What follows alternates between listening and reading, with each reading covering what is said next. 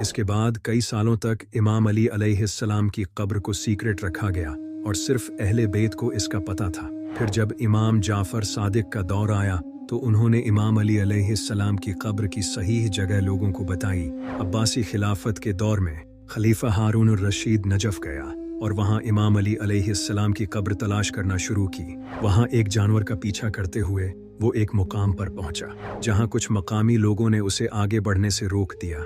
उन्होंने हारून अल रशीद को बताया कि यहाँ इमाम अली अलैहिस्सलाम की कब्र है। हारून अल रशीद ने वहाँ इमाम अली अलैहिस्सलाम का मज़ार तामीर करवाया जो आज नजफ में मौजूद है, जहाँ हर साल हजारों लोग इमाम अली अलैहिस्सलाम की कब्र की ज़ियारत के लिए जाते हैं। 19th सेंचुरी में जब वहाबियों ने इराक पर हमला किया और हजारों लोगों को कत्ल कर दिया, इसके बाद उन्होंने नजफ में इमाम अली अलैहिस्सलाम की कब्र पर भी हमला करने की कोशिश की, लेकिन वहाँ के लोकल लोगों ने बहादुरी से इसको डिफेंड किया क्योंकि अल्लाह के बंदों की कब्रें अल्लाह की हिफाजत में होती हैं। इमाम अली अलैहिस्सलाम की शहादत के बाद इमाम हसन अलैहिस्सलाम ने इब्ने मुलजिम को सजा दी। उन्होंने अपने वालिद से सुना था कि इस पर एक ही वार करना, अगर बच जाए तो छोड़ देना। तो इमाम हसन अलैहिस्सलाम ने एक ही वार में इसका खात्मा कर दिया।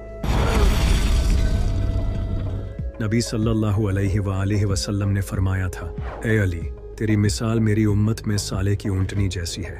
जिस तरह पिछली उम्मतों में हज़रत सालेह अलैहिस्सलाम की ऊँटनी को कत्ल करने वाला शख्स सबसे बड़ा बदबख्त था, इसी तरह मेरी उम्मत का सबसे ज़्यादा बदबख्त शख्स वो होगा जो तेरे सर के खून से तेरी दाढ़ी को रंग देगा।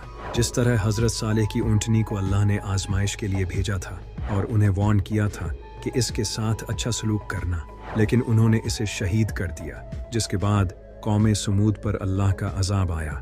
इसी तरह इमाम अली अलैहिस्सलाम की शहादत के बाद मुसलमानों पर भी कई अजाब आए। सबसे पहला अजाब जालिम हुक्मरानों की शक्ल में आया, जैसा कि अल्लाह ने कुरान में फरमाया है, और इसी तरह हम बाज कुफार को बाज के करीब रखेंगे। अल्लाह ने मुआविया और यजीद जैसे हुक्मरान मुसल्लत कर दिए जिन्होंने मुसलमानों पर बेइंतहा जुल्म किए। नमाजों को बदल दिया गया, करप्शन आम हो गई और हराम तरीके से जायदादें छीनी जाने लगी। जो भी इनके खिलाफ बोलता उसकी गर्दन उड़ा दी जाती। ये इस्लाम का सबसे डार्क पीरियड था। मुआविया और यजीद ने मुसलमानों पर बहुत जुल्म किए और लोग इमाम अली अलैहिस्सलाम को याद करके कहने लगे, अली सच कहता था, वही इस्लाम को बचाने की कोशिश कर रहा था।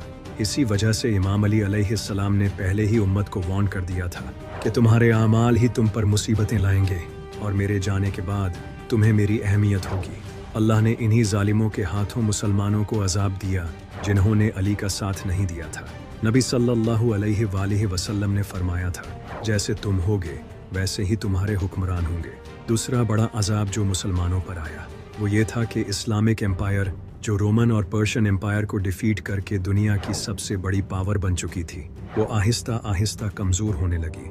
मुसलमानों की आपस में सिविल वॉर होने लगी। पहले बनो उमैया की खिलाफत ख़त्म हुई, फिर अब्बासी खिलाफत आई और बाद में वो भी ख़त्म हो गई। जब मंगोल्स ने इस्लामी सल्तनत पर हमला किया तो उन्होंने इस्लामिक एम्पायर को तोड़ कर रख दिया और आज तक मुसलमानों की हालत ऐसी हो गई है कि वो दोबारा खिलाफत हासिल नहीं कर सके। ये मुसलमानों पर एक बहुत बड़ा अजाब था।